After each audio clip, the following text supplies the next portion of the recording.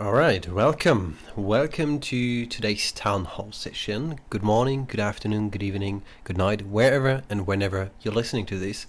Welcome to the town hall number 20. Your town hall where you will find all the information all around the Bitaxe project and any other projects around Open Source Miners United compacted into a lovely format, hopefully. So, it's good to be back, guys, and I'm really amazed. I need to say sorry for the last time.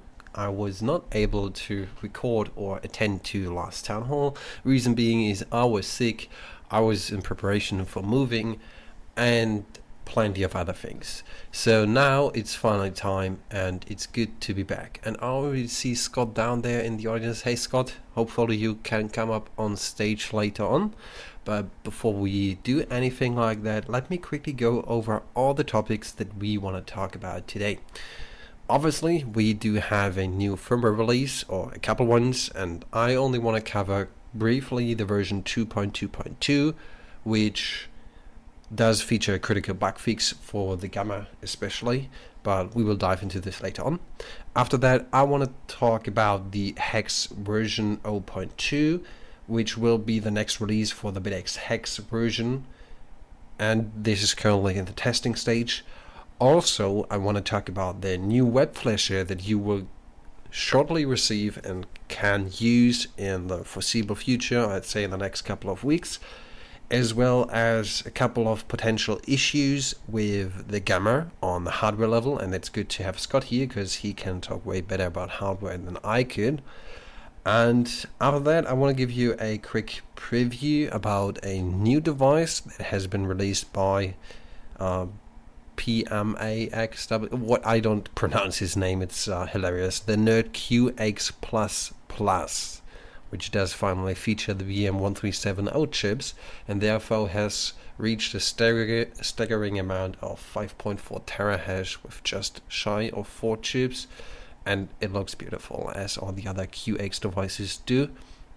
As well as, last but not least, I want to share with you something that I'm going to do next week, which will be driving over to the Netherlands and doing a workshop all around the Bitaxe device and Bitcoin mining. So, hey Scott, it's good to have you here on the stage. Hey, thanks for having me. Good to be here. How you doing? I'm doing pretty good. I just got back last night from Nashville. I was there for a week for two things. We have Bitcoin Park has started a regular monthly mining meetup called Mining Monday. So I was there for that on Monday. And then after that, the Human Rights Foundation hosted the Bitcoin Summit at Bitcoin Park. It was really cool. It was really good. They got people from all around the world to come and talk about Bitcoin, and it was a really good crew. A great time. It sounds fantastic. I mean, I hope it was good. I mean, it sounds like it was. I guess it was worth it driving over there. How long was the drive for you? I didn't drive actually. It would be like an 8-hour drive, but Western North Carolina, which is sort of in between me and Nashville, just recently got hit by some really bad storms, and it's all flooded and all the roads washed out. So they're really struggling there. That's a really bad situation, but it's just not possible to drive through the region. So I flew to Nashville, which only takes like an hour. But yeah, I've been going over to Nashville a lot this year. It's for Bitcoin Park events. I think they've got a really neat thing going on there. It's a lot of Bitcoiners hanging out, a lot of interest in mining, and I've got a lot of opportunity to present about the Bitaxe and the Open Source Miners United, and just kind of promote open source in Bitcoin mining. That's perfect. That's what we need. But yeah, Yeah. I've heard about this flooding and the really bad weather conditions over there. I mean, apparently all the ocean service just got down, like also their backup, because they have everything in one state. Sorry, say that again. I said like I've just heard about the bad weather conditions over there from the ocean mining pool has been Oh, down. from the ocean. I was like, it's not Yeah, near the ocean. No, the ocean mining pool. Yeah, that's right. They had some of their servers were down because of this storm. They yeah, didn't as well as disclose their where. backup. Yeah, they didn't disclose where their servers are, but the storm hit like the southern part of the United States, so like Florida and Georgia and North Carolina. So yeah, maybe it's somewhere in there. Who knows? Who knows?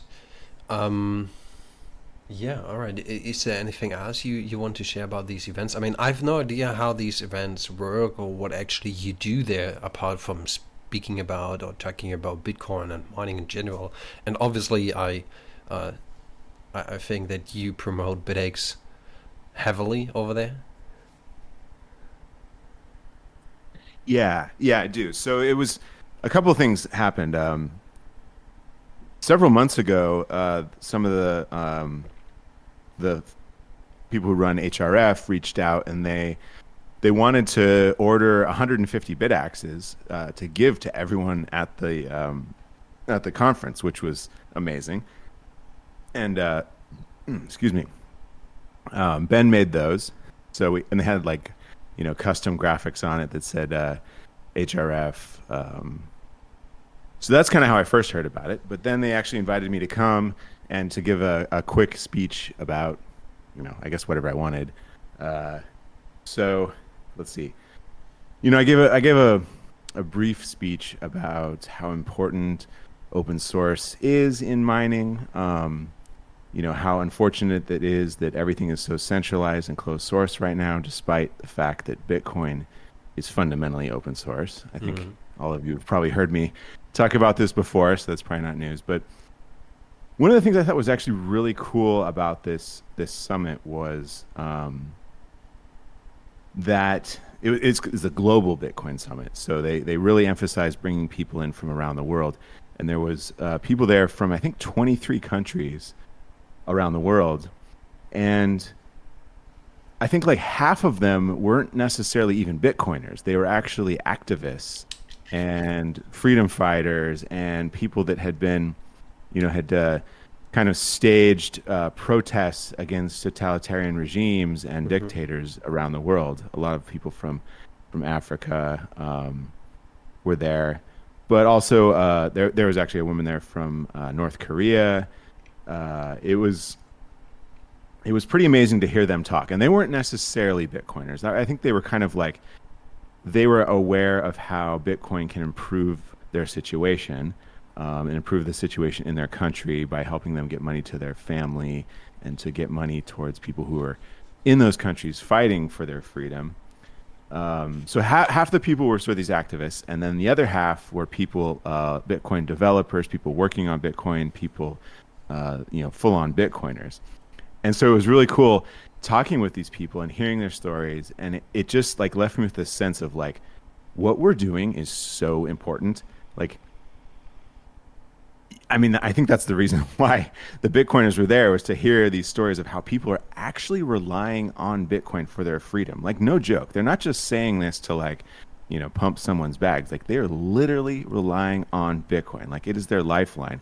In these countries where they don't have freedom, like the first thing that goes is the money. Like they don't have access to their money.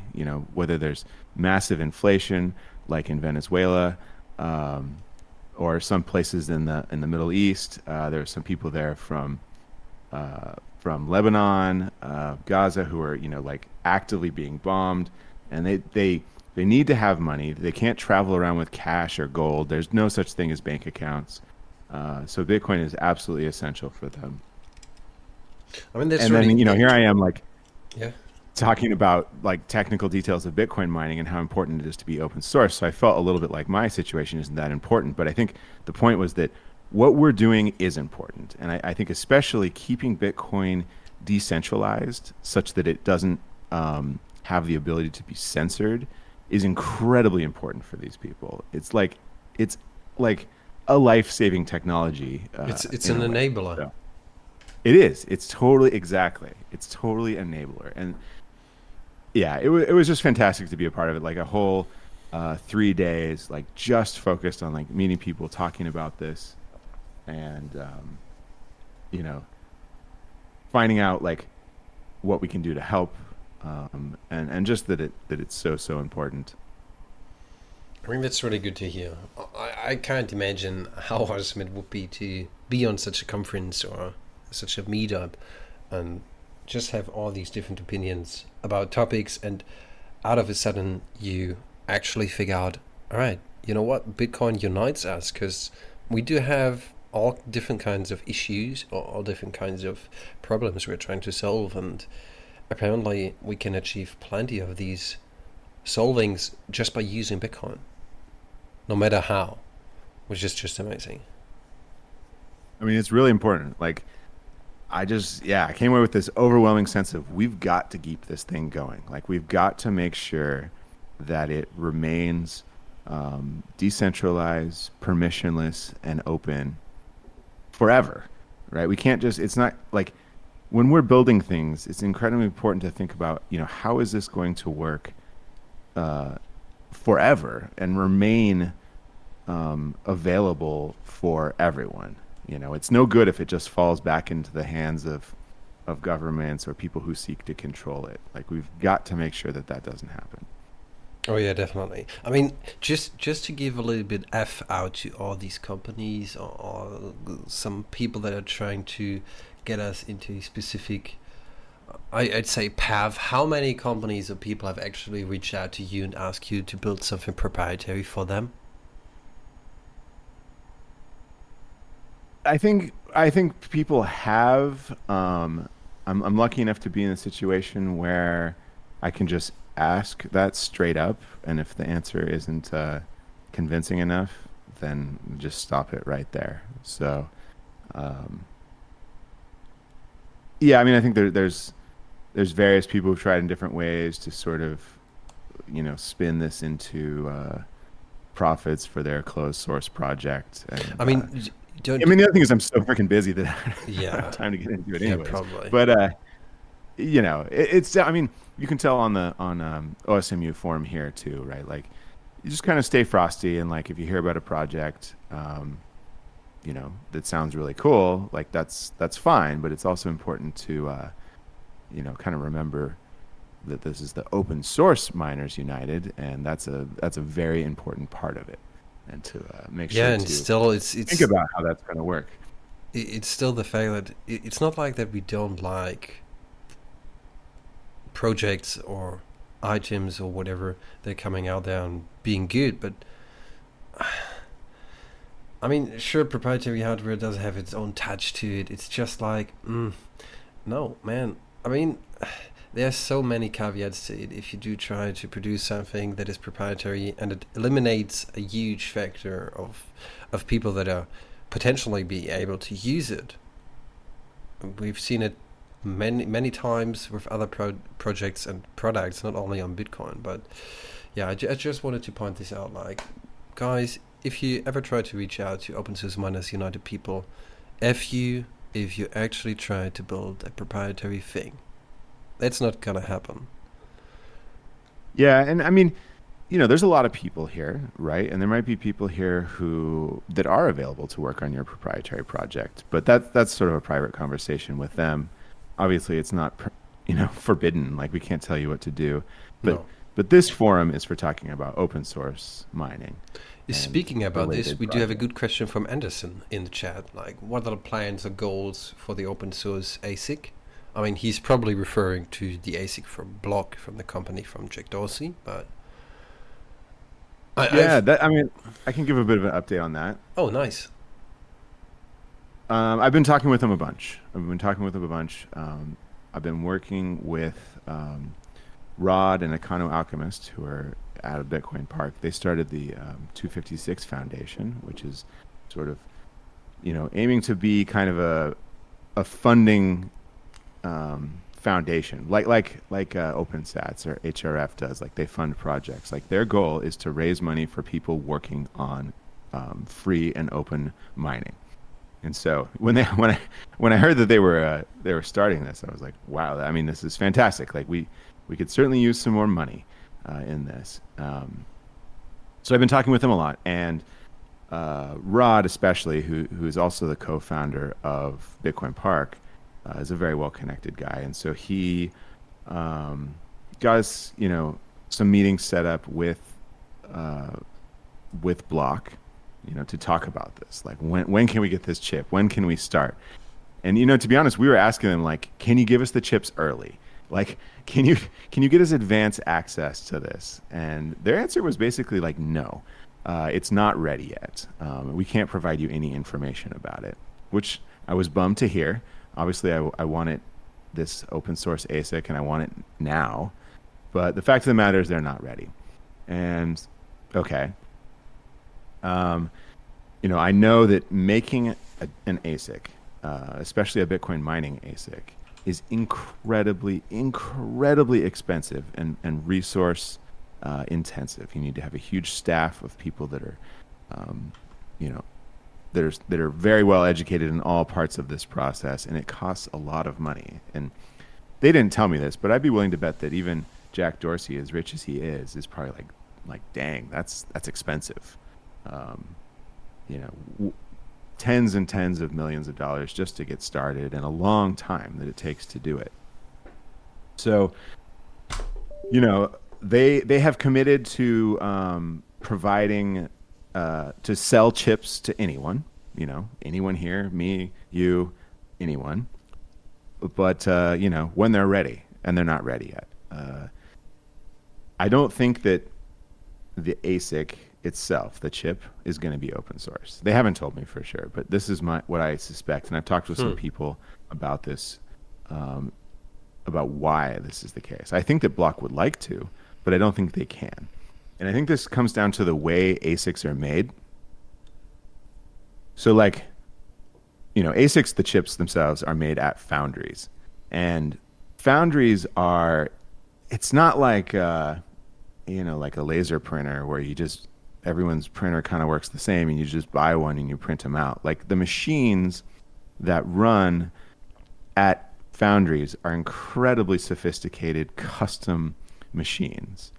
They're just like operating on 3 nanometers, they're just absurdly precise in the way that they operate. You have to build the chip. You have to design the chip knowing how the machine operates.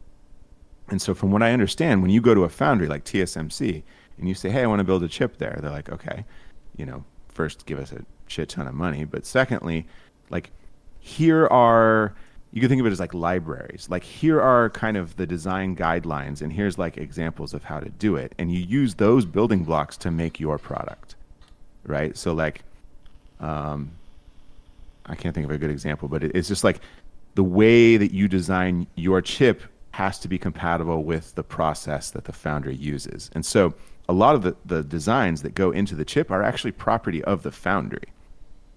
You're licensing that from the foundry. And so they're not going to let you release it open source. So I don't think they actually technically can release the whole chip open source. Now, what they could do, and what I hope they do, is provide us, a complete data sheet. Like, this is how the chip works. Like, this is the voltage used to power it. Here's, the complete register map. Here's what you write to those registers if you want to start mining. Here's how you, change the hash frequency. Here's how you change, like, basically, like, if you go and buy a CPU to build a computer, there'll be a data sheet for how it works. And this is like a, 2,000 page like manual. They're very detailed. I see E. Anderson says, how about reasonable licensing? I'm really hoping that anyone will be able to get the chips, and that will include the license to sell them in your product. It'll include the ability to have the data sheet. This is what I'm hoping for. I mean, we haven't had any of this yet, but this is what I'm hoping for. This is kind of what they've hinted at. So let's see. It just makes Block sense that they would go this route, yeah. Block has also started making their own system, their own mining system, like a miner around first the older Intel chips, and then presumably around their chips. And so this will be, I think, something that's available retail, and it'll be like a big, like, S21 style miner, like thousands of watts. But I'm hoping that will also be, that design will be available open source, meaning schematics, the firmware as well, source of the firmware. Yeah, exactly. Yeah. And I've been a part of their pilot program for that, and they actually sent me one of their miners. It's based on the old Intel chips, so it doesn't perform very well. The efficiency is not very good, and it's not a miner that anyone would What run. are we looking at? Do you have any specific numbers in your mind about the efficiency? Yeah. Oh my gosh. I don't remember off the top of my head. I think it's well over 30 watts per terahash. Still not bad, but okay. Yeah, I think it's like, depending on how you clock it, it's like, 35 watts per terahash. Mm-hmm. And the chip itself is like 300 gigahash or something. It's an older generation. I mean, think like S19 chips, VM1398 style, because it's been around for a few years. In fact, Intel canceled the project. But the point here is that they made a miner with those older chips to kind of learn how to build a miner, I guess, and learn, the power supplies and stuff like that are similar. So then when their chips are ready, I think that they're going to do new hash boards that have their chips on it. Yeah. And so I got one of those and I used it, and they were looking for feedback on, like, how does the firmware work? Like, is it overheating? Stuff like that. And there was a couple issues. I went back and forth with them on it. One of the things that I was hoping is that they were going to release the firmware and the schematics for that miner open source, and they haven't yet. They said that that's coming soon, and I'm like, well, when? And this is kind of the talk I've had with other people working on projects. It's like, when are you going to open source? And they're like, well, when it's ready, when it's done. It's like, okay, I'm less interested in working on it until you open source it. And so I haven't been working on that too much lately because they don't know when they're going to open source it. They're obviously really busy. They say they're going to, but it hasn't happened yet. Obviously, I want to be tight with these guys because I think that their ASIC chip really is kind of the future of this open source home mining ecosystem that we're creating. We're still, basically, no matter what they do, we're probably still better off than Bitmain.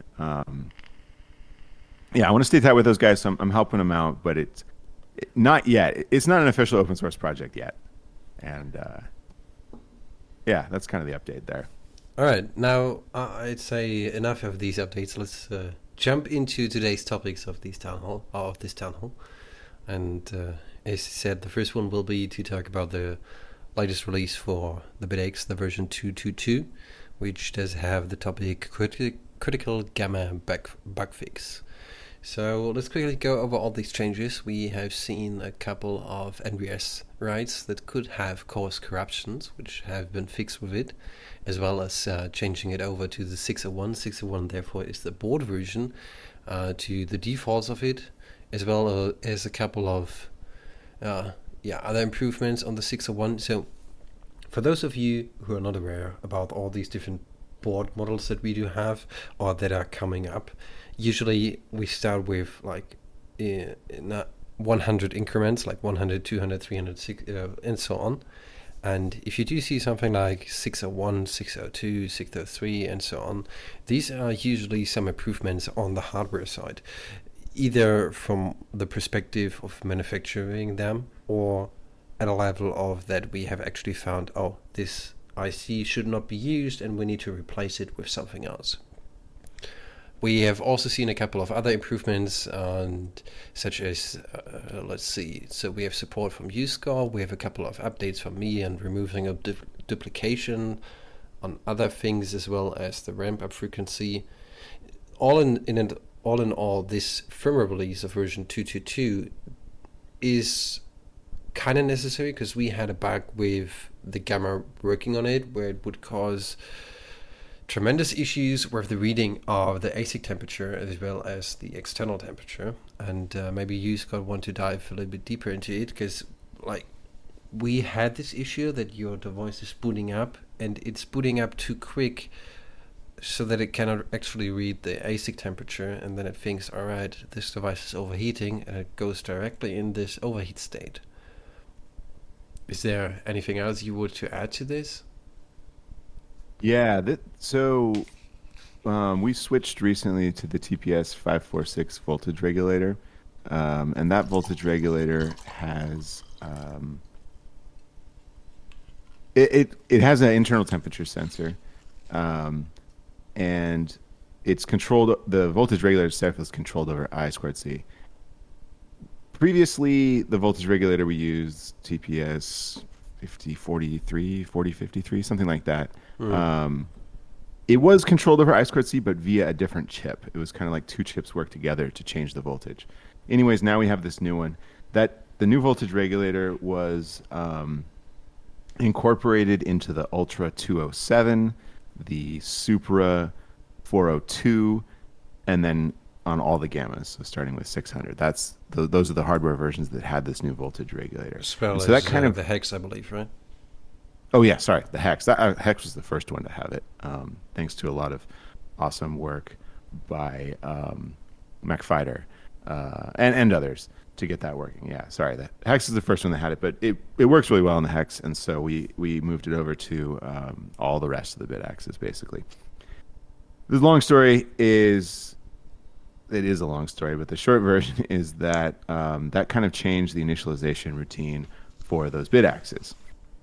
And so we ended up with this bug where the first thing we do is initialize the voltage regulator over I squared C. And it's kind of a complicated process. It took MacFighter and some others a while to figure out how to do it right. But it was kind of screwing up the second I2C transaction, which was to read the temperature of the chip. Which is also over I squared C from the EMC 2101 temperature sensor chip, and it also controls the fan. So what I'm trying to say is that we had this bug, and it actually exists on all of those Bitaxes. I believe the 207, the 402, and the 600 had this problem. And so everyone that was trying to manufacture a Bitaxe, whether that be a Gamma or a Supra, was kind of running into it, and there was obviously a lot of excitement for the Gamma. Anyways, we needed to fix this ASAP. It was kind of a little it was tricky to figure out how to do it. I know that Ben, you want Clue, myself, and some others were routinely banging on it, trying to figure out how to fix it. I think we've got it fixed now. That's what the 2.2.2 firmware is, and so we have a new firmware release to support all these miners that have that new voltage regulator on it. But most importantly, it's for the Gamma, because everyone wants one of those. It's a very exciting new miner. I just want to do a little bit of an excursus here, because I really feel I need to say this. I mean, we have seen that you worked tremendous on the Gamma, and you got the first state of it was able to work, but by far not, all right, this is a finished product. At some point you posted it, all right, here Gamma is on go, and it was kind of insane. Immediately, a couple of these manufacturers or resellers started to list it as at a pre-sale. And I was like, yo, what the heck is going on here? These guys don't actually understand that the Gamma is theoretically on the go state, so you can start playing around with it, but by far this is not in the finished state. And they just grabbed the money and were going for people to order on pre-sale, which is, I mean, we've talked about this topic a couple of times already, but I just feel like there's a need to point this out, especially with people that are coming new into the space and thinking about, all right, I want to get myself a Bitaxe. Be aware, not that sites are fishy or anything else. I don't want to blame them, but sometimes they are a little bit too excited about new projects or new devices that we are releasing, and they are just too quick. So one step back, chill, relax, maybe order the older version, which has proved to be worked, instead of go straight up for the newest version, unless you want to tinker around and become a dev or something else and help us, which would be amazing on the other hand. But I just want to say, for all these people that just want to have a Bitaxe at the desk, zipping a little bit of wattage from your wall and enjoying it hashing, is sometimes being a little bit more cautious about the newest things is a good thing. It's true. It's true. We have a really, abnormal model here of how this stuff gets out there. Part of my motivation for releasing the hardware as soon as it worked was I want to give all manufacturers a fair shot at manufacturing it and selling it. This isn't the kind of thing where any one manufacturer gets access to it earlier. I try and keep it fair. The Bitaxe Gamma, I tried a new thing where I didn't make the repo public until it was in a working state. Because in the past, we've had problems where some very eager manufacturers and sellers just start making it. And I'm like, whoa, it's not even working yet. Because with the Supra, it was like, before I'd even routed the board or even figured out what the design was, we had a public repository with commits. And, I said at the top of the README, like, this isn't finished yet. But, people don't always read that stuff. Yeah. I mean, it's their fault, but it's insane. With the Gamma, we did sort of a private development. It was short. We got this thing ready in record time. It was probably like 2 months that it took to get it ready, probably, from when Bitmain first released it. And in full disclosure, there was several people that had access to this repo and saw it early. One of them being Ben, who is a big manufacturer. So, we kind of had a handshake agreement there, like, don't start building these until it's ready. Like, I'm going to release it for everyone, including you, at the same time. I don't know how I feel about that model. I don't know if the next one I'll do it the same way, because I feel a little bit bad that some people did have early access to it, even though they were like helping a ton. I mean, Ben made me the first prototype. He made like 2 of them and mailed them to me. And that's, if you're a manufacturer, that's really hard to do a really short run. And he mailed them to me, and I soldered on a couple parts myself. And that was how I did all the development, which is awesome.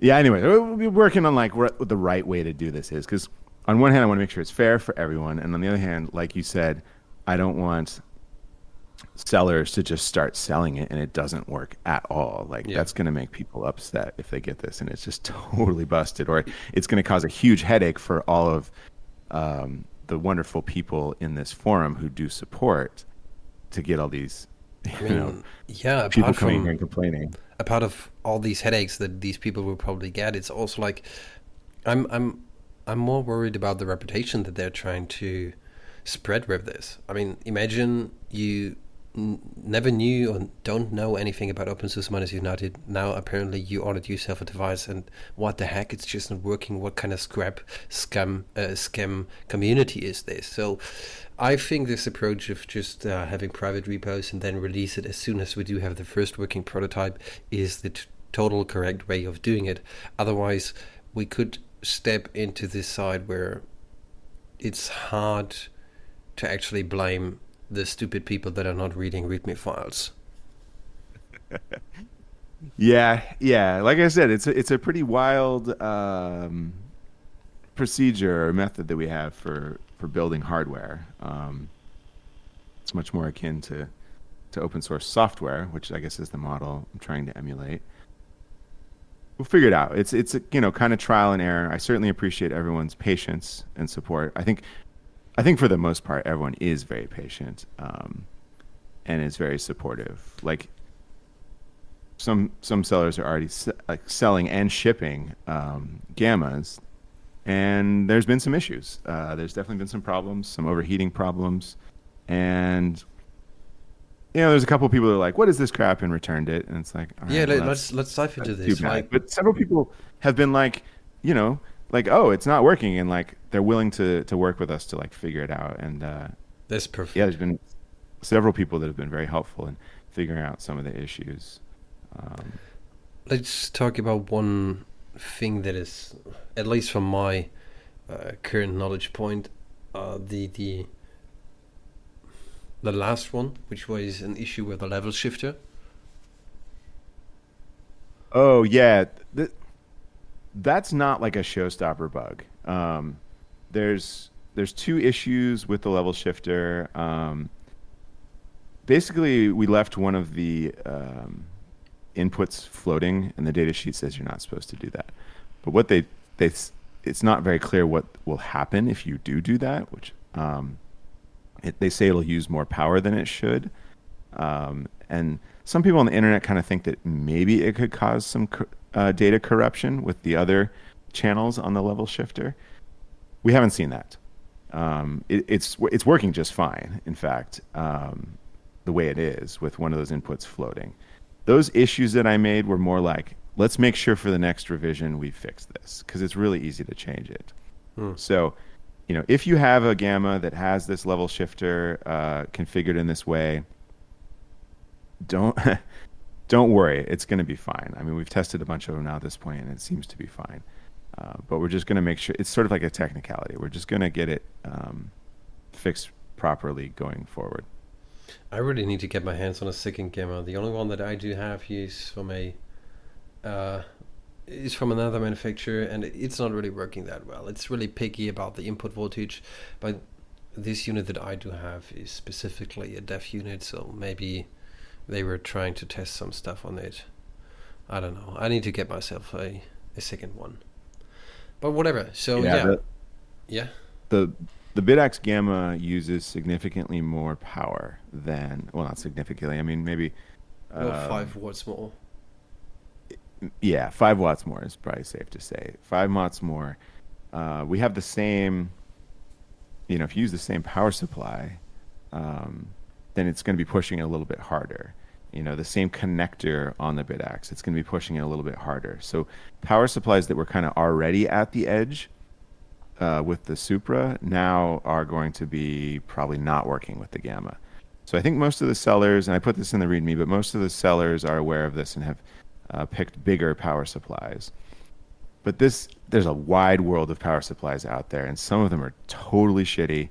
Some of them are, work barely, and a few of them I would say work very well. So it's been a little bit of a hassle to sort out that power supply situation with the Gamma. I think some people have been burned by that. Maybe that's the problems you're having.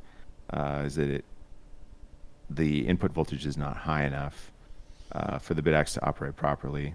Maybe your connector is getting warm. Yeah, probably something like that. The only way I can actually get it to work is to run it on my laboratory power supply with 5.7 watts as an input, because yeah, my soldering skills are not the best, but yeah. I got one of those super fancy Meanwell power supplies, and mine's been working really well. In fact, what's my uptime? It's yeah, I got 6 days uptime on my prototype Gamma, and I think my average hash rate is like 1.1 terahash. Got a Knock to a fan on there.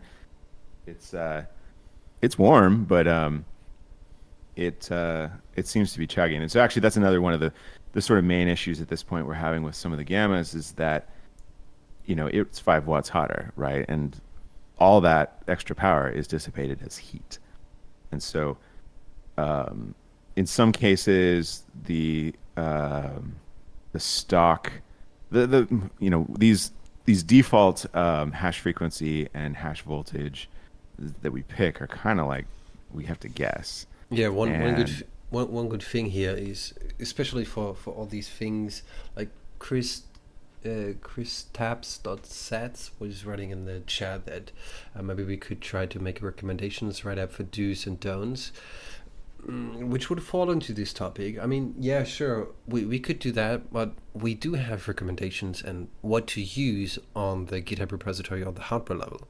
So maybe it needs to be a little bit clear. I don't know. with the Actually, I OSMG. need to update the README on the Gamma to use that Meanwhile power supply because I think I have some like Amazon piece of shit listed on there. Oh yeah, I yeah. need to do that. I'm Okay. gonna do that right after this. That reminds me. Thank you. Great.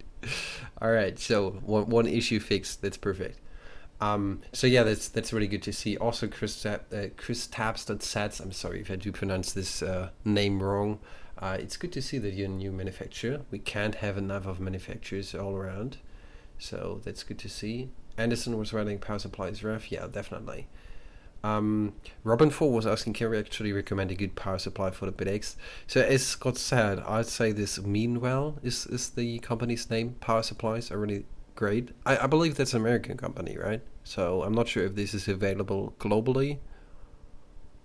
It's a Chinese company. Oh, It's okay. available globally. Oh, perfect. It's reputable. I'm sure there's knockoffs too. Like anything good has knockoffs, but you can get them on DigiKey. You can get them on AliExpress. You can actually get them on Amazon too. So it's like the power supply is like $15. Likey. Yeah, I do know Likey as well. Obviously, it's a German company. Yeah. Ooh, 30 euros. That's a blingy one. But German engineering, man, Yeah, that's over the good stuff. engineering. That's definitely neat. But apart from that, yeah, be sure to use a proper power supply. That's the takeaway of this. And don't build stuff if it's not working. Damn. All right, let's top into Yeah, I mean, yeah. like if you're a manufacturer or even if you're a seller, I know a lot of the sellers do this. Like they test everything before they sell it. Even if you're a seller, because the sellers are the ones at the end of the day responsible for, if they ship out a dud or if they ship out something that doesn't work, because the customers are going to come to them. So it's a good idea to test everything. Oh yeah, like man, this 1 hour is way too short to talk about all the topics that we need to talk about. But let me make something clear here, especially for all these European people. I know you Americans, you don't care about this, but in Europe, you do have something like FCC and CE certificates as well as RoS. And so far, I know only one company, and big props to you, Bitmaker. I know he's not currently in the audience, who does have the certificates for CE and all the other shit on his NerdQAxe, on the Bitaxes that he's selling, as well as on some other parts. And why I'm trying to say that here is like these certificates are like a safeguard for customers, which is kind of hilarious. Basically, if you do ship anything to the European Union, and no matter where you have your company with the main seat, it doesn't really matter if your device is failing, causing fires or anything else, or if it is even just interrupting frequencies, you can get sued for this shit. And plenty of these people out here don't know this. I mean, I guess it will not be an issue with most of the Bitaxe stuff, but a couple of these things, they do emit some radiation, not radiation, some frequencies and stuff like this that could cause interference with other things. And like, imagine, that's the reason why I don't produce and sell Bitaxes, by the way, here in Germany, because I don't have the money to pass all these certificates, but it's hilarious how insane it is to get all this shit. And yeah, I know Chris Stabs that says CE can be self-issued, that's for sure. But imagine your device is doing some shit and somebody's taking a look at it and figuring out, all right, your self-signed CE isn't worth anything and you're liable for this shit. I'm just trying to say that here. I'm not trying to bang you out of anything. I just want to make you aware of the fact that the European Union, yeah, it's stressful to be a seller over here or to do stuff, especially because it's really hard to pass all these things, and it is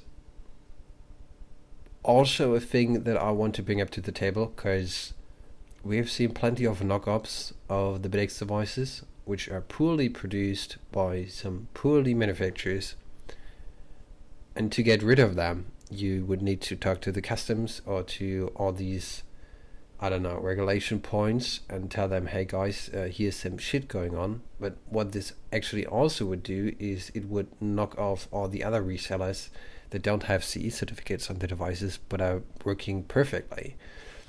So it is it is stressful, and I think it's needed to say this, that the world is not always that easy to produce and ship steps to. But whatever. We're going way too far ahead from our topics because we do have 4 more points that we need to talk about, and we only have 15 minutes left. Man, this hour is way too short. All right, let's jump in. The world is a big place. There's a lot of different rules. Oh, So make sure to follow the rules and regulations in the jurisdiction where you are. Despite the fact we are being Bitcoiners and we want to eliminate them, but yeah. Yeah, I mean, sellers are kind of playing in a fiat world. So, understand the rules and regulations where you are. Obviously we can help, and I think that there's a lot of sellers around the world who are open to talking about this too. So, maybe we could do a better job on OSMU of like connecting sellers who are dealing with the same problems. Oh yeah, that would be awesome. But let's see, we do have a question in the chat from Banner2000. Sorry for interrupting you, Scott, but let's move into that. There's the question about what about USB-C power delivery? Is there a reason why you shouldn't have it on board? So first of all, theoretically you were able to power your Bitaxe with using a USB-C only, but then we figured out plenty of people are doing it, and it is kind of stupid because the traces or the routes are not suited for this kind of amperage that you would need to guide through it. So what we did is, or what Scott did is, he built in a diode so that you can no longer power on your Bitaxe just from the USB-C port, which does help in protecting your device. Sure, there's no... Actually, we removed the diode. The diode is what allowed you to power it via USB-C. I'm sorry. And we just removed it. So that now the 5 volts that comes over USB-C is just not connected to anything. Great. Yeah, it's this sort of, okay, we need to find a way to protect the device. There is no overcurrent, over anything, or over amperage, over voltage, whatever protection on this device. So if you plug in 12 volts, we have a couple of people here in the Discord community that actually figured out how to repair some of these units. It always depends on how long you have plugged in, for example, 12 volts to your device. But if you plug in anything else than 5 volts, you're going to fry your device. And I'm regularly doing repairs on Bitaxe devices because a couple of people just fucked them up, which is a huge pain in the ass, especially if they just come along and say, yeah, I don't know what happened. I just plugged it in and it's no longer working. There was some magic smoke. Yeah, if you use 12 volts, you're going to fry the device, probably just U11 and a couple of other parts, but it's not really helpful. Just read the manuals. All right. I think about USB-C real quick. I would like to move towards it. It's a complicated way to power devices, much more complicated than what we have now. I would like to move to it. I think it's more foolproof. And it would just give us just a single port instead of having 2 ports. It would also reduce the cost, maybe, because you need power delivery now, which is expensive. And also, what's so whack about USB-C is the USB power delivery, which is what you'd need to power it, and USB-C data. Like, it's tough to do both of those on the same port. So how are we going to like power it over USB-C and program it over regular USB? You know what we should do? We should use some of these SoCs that you can just pinch on your board, and it does all the power delivery shit. But I'm not sure if it actually does data as well. I've seen some of these SoC. Well, I mean, it's the source, PCBs. right? Like the power supply. Like you think about the power brick for your ThinkPad or whatever is a USB-C one. We're going to need one of these high power ones that can do, unfortunately, like 18 volts. But like you're going to need like your USB-C port on your MacBook is not going to be able to power the Bitaxe, but it is what you want to connect to it for data. So how do you get both? I know there's some hubs and things that can do USB power delivery and data, but that's going to be a bummer if every single person that needs to update the firmware or restore the firmware on their Bitaxe needs one of these expensive ass hubs. So having 2 USB-C ports doesn't actually fix the issue, but Two USB-C ports is kind of like a bit of a nightmare because Yeah, guaranteed everyone is going to use the wrong one. definitely. I think I was thinking about maybe there's a way that for firmware updates we could actually power the Bitaxe and not the ASIC over regular USB. Maybe we have the smarts to like switch it and be like, oh, to realize that you're connected to not USB-C power delivery, and to do like a partial power up sort of thing. I mean, I do know, and I don't want to dive too deep into this topic, but there are some of these SoC PCBs that you can use, and they do have this. I don't know. We need to look into it, but this magically. All right, I'm gonna read what kind of connector you are, and now I understand what I need to do. There's some stuff like this around, but it's expensive and it's a pain in the ass to get it working. It's the same Yeah, as you're trying to implement Ethernet to an ESP32. It is possible, but it's possible. you don't want to do it. Yeah. I mean, if someone wants to do Ethernet or power over Ethernet for their Bitaxe, like please do. I'd be happy to help you out where I can. But kind of made the Bitaxe to have Wi-Fi because I was sick of Ethernet miners. Oh yeah. All right. Now enough of this topic. I'm sorry if I don't going over all these questions in the chat now, but we need to go ahead with all these other topics that we do have. But apart of that, like I always need to say this, like town halls are for you guys, and I will go to these questions in just a second. I just need to move along with all these other topics because I'm at a kind of tight time schedule here, but whatever. All right. So I said that I do have the next topic up here, which is the version 0.2 for the hex. So if you don't know, we do have two firmware versions. One is the ESP-Miner, which does go on all of your Bitaxe devices, and then we do have the ESP-Miner-Multichip, which is on the Bitaxe.org GitHub repository, and this has been currently been used for the Bitaxe Ultra Hex, or Bitaxe Hex Ultra, you'd better say, because we also do have the Bitaxe Hex Supra, and I've seen the first prototypes of the Bitaxe Hex Gamma as well yesterday. So yeah, this firmware is not a different one. It's basically the same. It's just tied specifically to multi-chip versions, because there are some people don't like it that we do have two versions, but I think it's the better approach to have this separation between the Bitaxe, which is primarily just one single chip, and it's not that hard to actually implement multiple chips into the ESP-Miner firmware, but it just creates more overload, especially for these devices that don't actually use it. And I think that's unnecessary. A couple other devs agreed on that, so that's the reason why we do have the multi-chip version now. And with version 0.2, we are going to release a couple new features, such as you're going to be able to have your fallback Stratum server. So all these things that you do see on regular miners, such as end miners, Watts miners, and so on, you do have your main pool, and then you can add up a second pool. If your main pool fails or you have some disconnection to it, you can automatically switch to the second one. This is implemented in the testing firmware.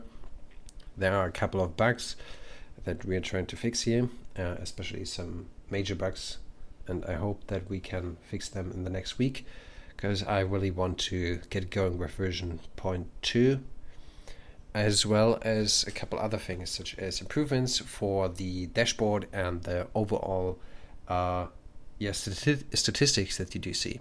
Like, one major difference between the multi-chip and the regular miner firmware for Bitaxe devices is on the ESP-Miner version, you do have your web UI and you see your current hash rate, as long as you do have this web page open. But if you close it and reopen it, you need to start from the first point of your last hash rate. With the Bitaxe multi-chip firmware version, it's a little bit different. It does store everything in the background as well as on your browser, so it is kind of browser storage cookie based. It does store it. It does store it on the flash as well, and on the PSRAM of the ESP unit on your device, which is just a little bit more convenient, because now you can just close your tab and 8 hours later you come back and hey, it doesn't need to start from the beginning. It just shows you what is the hash rate currently and what has been the hash rate like 5 minutes ago, which is great. And we're also It is working. great. I really like that, by the Yeah, way. yeah. And we are also implementing. Or I'm trying to do that. I need to get some time. I don't know when, but I'm trying to move this over to the ESP-Miner version as well, because it's not that hard, and it just utilizes more of the hardware that is already on the ESP that we haven't utilized before. So that's everything on the Hex version 0.2. Let's move on to another quick topics before we go into all these questions, because I really need to get all of these bullet points that I do have here for today. So the next thing is the web flasher. Some of you guys have used it. It's a website that I've created, which apparently just allows you to flash your Bitaxe device with the most recent firmware, and plenty of people use it. I don't have actually statistics for it because I don't like to implement any of these statistic thingies, but it's a great feature, and people use it regularly to update their Bitaxe device or just flash a firmware if they have done some stupid stuff with it and now it's no longer working. Just connect it, flash it, it's working again. And it is working, but it's not good. That's the reason why I talked in the last town hall about it, that on OSMU we do have grants, and I myself got a grant from OSMU despite the fact that I'm being an admin and a developer over here, but I was not able to vote for me, because I'm the one who's trying to get a grant to rebuild the web flasher, and I got it and I did it, and I do have a beta test page up probably next Friday, hopefully, for you guys to test. It will implement a couple of new features. It will be a new visual look, but it will be a better approach of you can now choose what exact device you want to flash. Like, for example, all right, I do have the Bitaxe Super version 405 whatever, and now you can select that. So you will have now the option to flash your specific device and your specific firmware that you want. I will implement later versions. Like, I will have versions such as maybe the last two and the most recent one, but I don't will have like a huge variety of different versions of the firmware in there. I just want to keep it up to date for the most recent one, as well as a new feature that is really needed, which is the web serial logging. Theoretically, you are able to do this with the current Bitaxe web flasher, but it is ugly and not really usable. So in this new web flasher, I will implement it as a second thing, and you can just click on it. It will use the USB-C connection to your device, and after you're done, you can just click on download, send it over here in Discord, and tell, hey devs, you're stupid, fix this bug, and just send us the logs, which is perfect. Dude, we need this so bad. Yeah. I keep wanting to I need to write a document about how to get people to use CoolTerm or whatever, but it's like, it'd be so much easier to just say go to the Bitaxe web flasher and just plug it in and get us the logs. I think that I'm looking forward to this for sure. So as I said, hopefully next Friday, I'll try my best to do as much work as I can each day after work. But yeah, all right. Speaking about having no time, next weekend I'm being in the Netherlands, which is kind of interesting because I will do a workshop over there about Bitaxe and Bitcoin mining in general. Basically, it's just a Bitaxe workshop. I will explain to the attendees over there how to solder a Bitaxe device on a Bitaxe Super, and then just talk about Open Source Miners United and why we are so great and why I love our community. And yeah, I think there was a need to share this with you guys, but I'll update you on that, and I'll try to make a video about that, because I think there's some need for this. Like, OSMU is not just this movement, not just this miner, not just a couple of people. No, it's everybody who's interested in this shit, and we have so many people that don't know it, go to a conference or anything else, just see a booth there, some random guy standing there telling you, hey, you want to start soldering? Have you ever used SMD soldering equipment in your life before? And you are just thinking, what the heck is he trying to sell me? Like drugs, or what's going on here? No, man, we will go into a new rabbit hole. and we need more people that are doing hopefully something like this. I know the Bitmaker is doing this, and he has been on a conference last weekend and was doing a couple of workshops over there, which is just great, but apparently he's not documenting it, and so I'm trying to document it.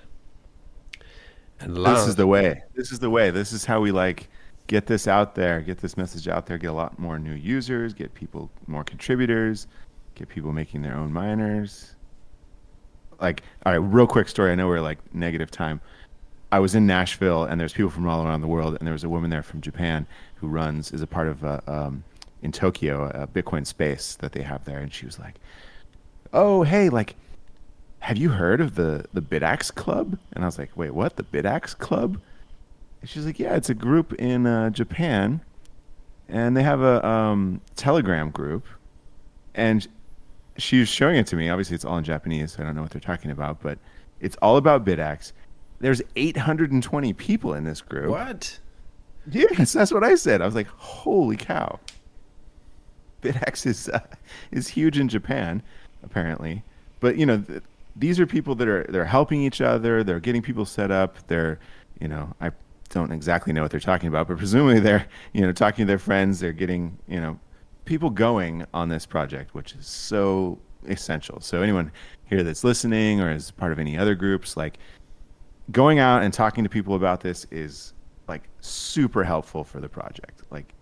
It's essential. Please do it. If you have the time, if you need any help from us about what to talk about or whatever, happy to do that. But yeah, man, this is such the way. Because I think a lot of people, maybe even they've watched Want Clue's excellent YouTube videos, they might still be a little bit unclear about how it works or just nervous to get started. But if there's someone there in person, a movie. A movie. There you go. I need a movie. That's a great idea. Feature movie. Have you seen this thing that's coming on HBO tomorrow? They're going to reveal who Satoshi is, apparently. Yeah. In 3 days, I believe, right? I heard it was tomorrow. I don't know. No, it's the 8th. Oh, no, it's Tuesday. That's right. 8th of October. Yeah, okay. Well, I wouldn't hold your breath.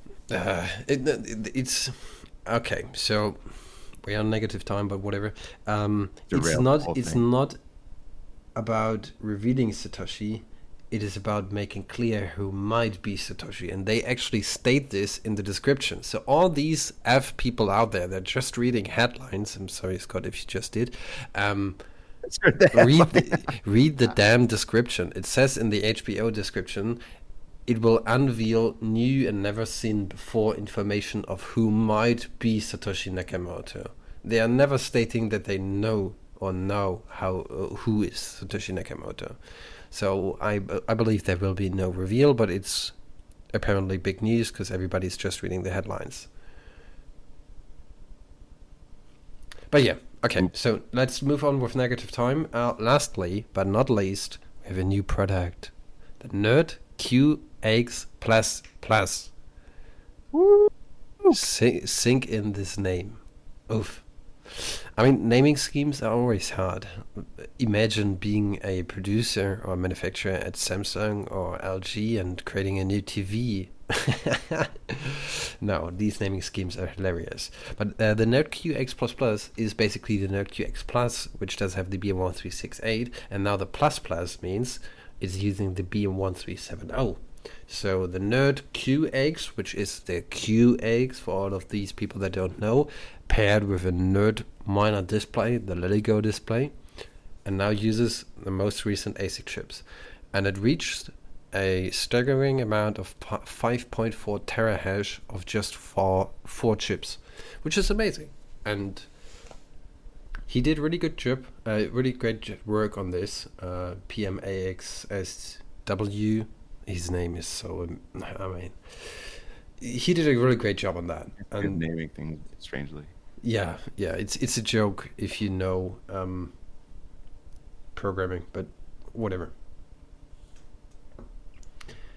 So yeah, I don't know what shall I say about it. It's amazing. So we have a next product, which is great, and what is really nice, the NerdQAxe Plus, which does have the B1368 and was reaching roughly what was it, 3-4 terahash already, is now been manufactured by a couple of companies, which is great. Like, he's just this dude sitting around there creating a new product, doesn't even care about a single dime of money, and it's just like, yeah, nice, now a new company is producing my shit. That's great.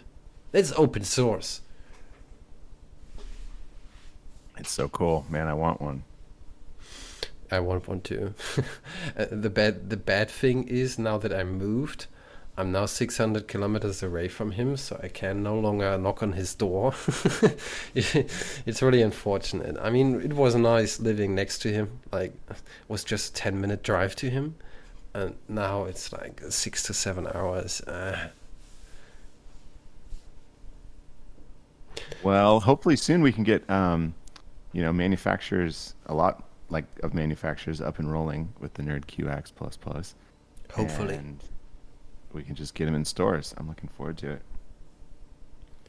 Have you Actually, I have a small mission to get more physical places selling Bitaxe. I think Great. that's a way that we can capture more, users who don't want to give their home address for shipping.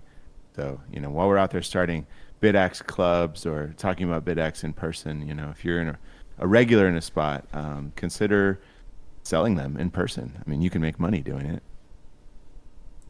All right, before we close up today's town hall, which was amazing, let me quickly go over all these questions that we do have floating in the chat. I wonder if there are USB-C Y splitter cables. One would go to the wall and the other for the PC data. There are Y splitter cables for USB-C, but it's a stupid approach, and you don't want to become the next Apple who is selling dongles. I hope this answers the question. Do you have We any? get some Bitaxe branded dongles, they're like $50. Oh my god, no. No. Do you have any ideas about improve the ASIC thermal interface? What exactly do you mean about interface? Gamma bag is getting quite hot. Yeah, that's for sure. E.g. filling PCB top, bottom with copper, ground, etc. My engineering college have ideas. How can we help to implement? So one way to lower the PCB temperature would be to go away from the 4-layer PCB that we currently do have to a 6-layer PCB to increase the copper that is being used on these PCBs. But it also drives up the cost of manufacturing and producing these PCBs. That's the reason why it's not happening, and that's the reason why you just do see these 4-layer PCBs that are currently being sold. And the matter of fact is, 4 layers are, for the current approach that we do have with these ASIC chips, totally fine. Yes, it's a little bit warm, but it won't burn down your house. Not yet. With the next chip, maybe. So then we need to increase to 6 layers. I mean, if you want to help with this process, I think OSMU is exactly the way to do that. You can go into the appropriate channel here on OSMU and bring up your ideas. Be happy to check them out and discuss. I mean, if you have something very specific that you think we should do, you can also submit a PR or an issue, a feature request issue on GitHub. Both of those things are much appreciated. Like E. Anderson said, our response time is a little bit low, but don't take that as like we don't care about your idea. Think about all these BIPs of Bitcoin, man. Sometimes they take years to be implemented. Yeah, so feel free to make a issue. What was it fucking called? An issue for some sort of an enhancement, improvement. Yeah, an improvement issue, and put in some details. So if you have very specific details from your engineering colleagues or whatever about how this should work, put it in there, and then of course discuss on OSMU with me and everyone else. We'd be happy to do it. My thermal design skills are pretty weak. I actually, for the first Bitaxe, I just found a cheap